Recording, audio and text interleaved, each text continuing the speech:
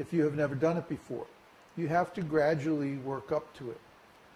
Chanting the holy name, especially if you do it properly, sitting down in yoga position with the beads and chanting loud enough that you can hear and others can hear your chanting.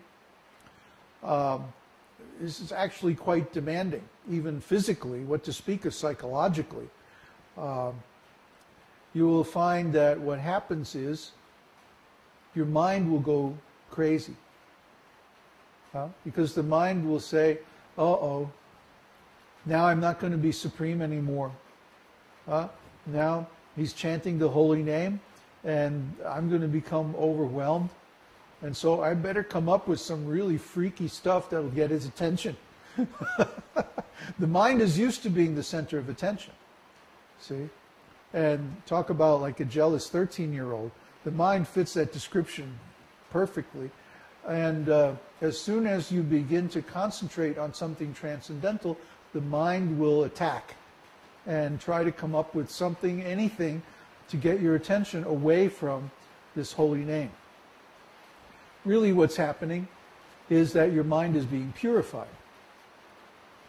Prabhupada used to use the example, which is so appropriate, of a cup of coffee.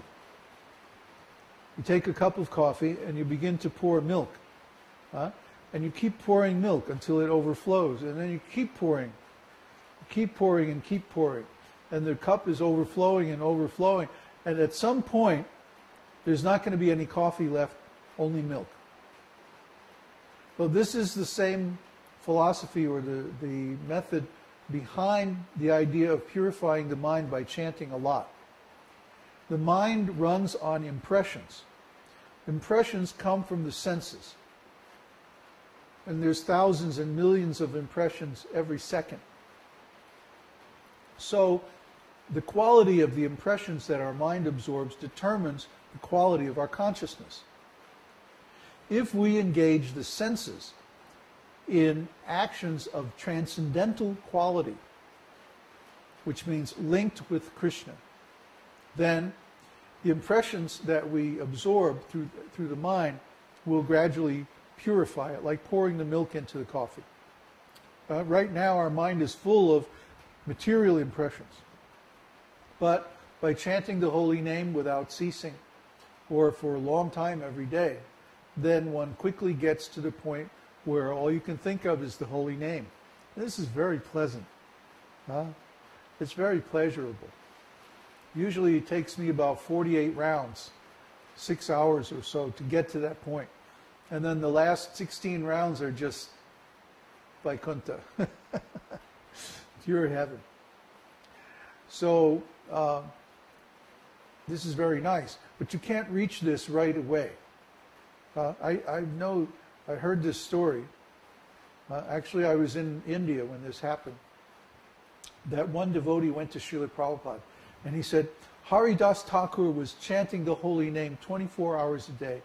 So I'm so inspired by his example. That's all I want to do, Prabhupada. I just want to sit and chant the holy name.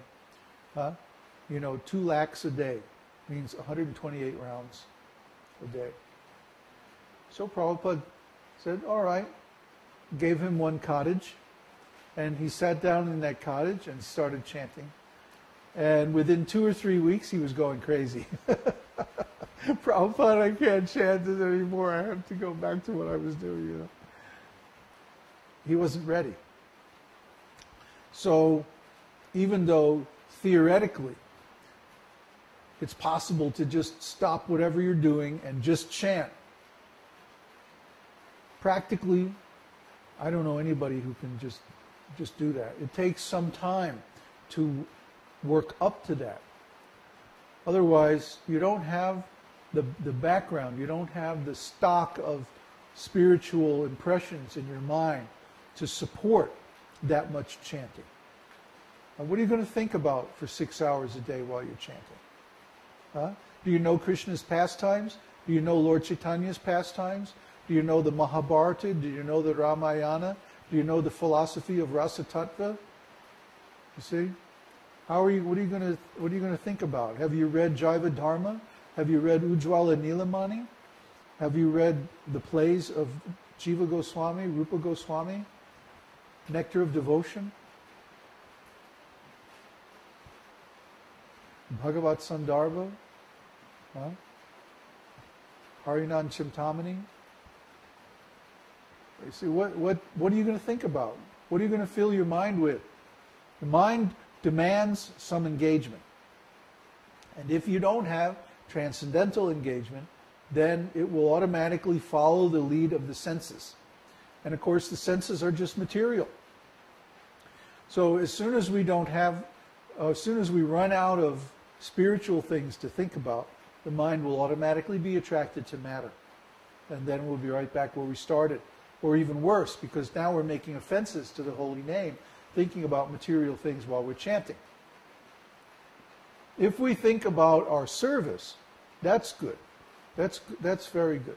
Like, oh, I have to, today I have to reply to the posts on the forum, then I have to create some more groups for the facilitators, focalizers, and then I need to fix something on the truck that we just bought, and then take prasadam, and then we're going to go downtown and do shopping for the devotees.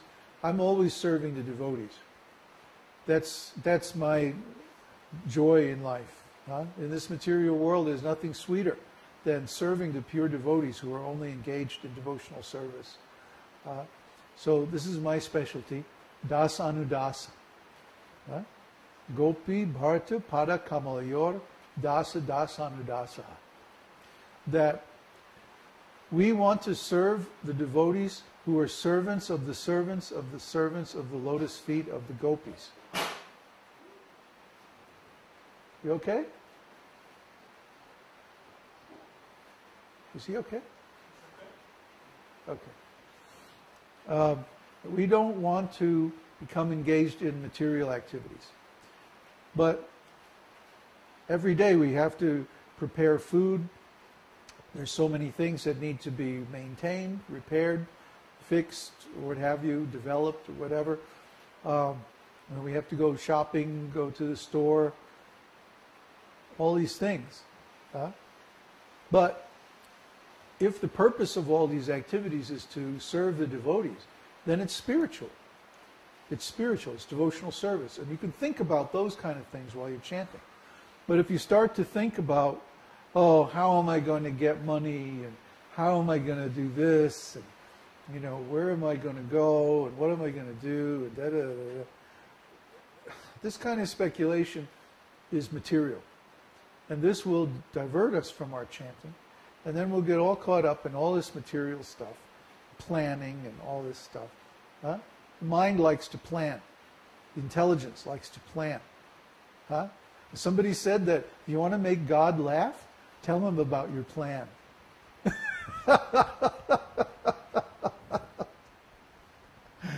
Huh? You want to give God a good laugh? Just tell him about your plan. Oh yeah, I'm going to go here and do this and all like that. Sure, right. So we follow Krishna's plan, which means that we don't plan too far ahead. We make a general plan, but we don't put specific times or specific dates on it. We wait for Krishna to approve it. And then when Krishna approves it, it happens more or less automatically. So that's our plan. Our plan is we're going to follow Krishna's plan. So you should also learn this art of working according to Krishna's direction. And then whatever you do will turn out very nicely. Question from Dawn. Okay, a while ago my brother died and I chanted on his behalf as though putting mantra in his spiritual bag. I also did this for my mother. Was this a waste or to their benefit? You okay?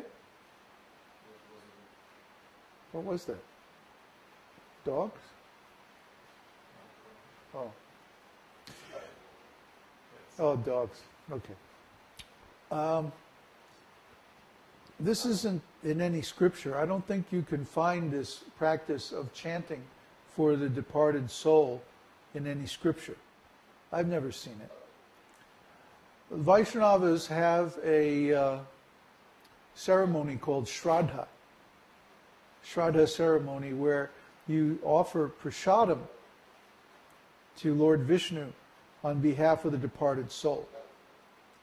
And then you give in charity to the brahmanas and like that on behalf of the departed soul. I don't ever recall reading anywhere in scripture where we chant for the departed soul. So I don't know where that's coming from. And I don't have any information on it. It's not in the scriptures. So I really can't say anything about it, except that's not usually what we do. I mean, we chant all the time anyway. Swati asks, how about praying for the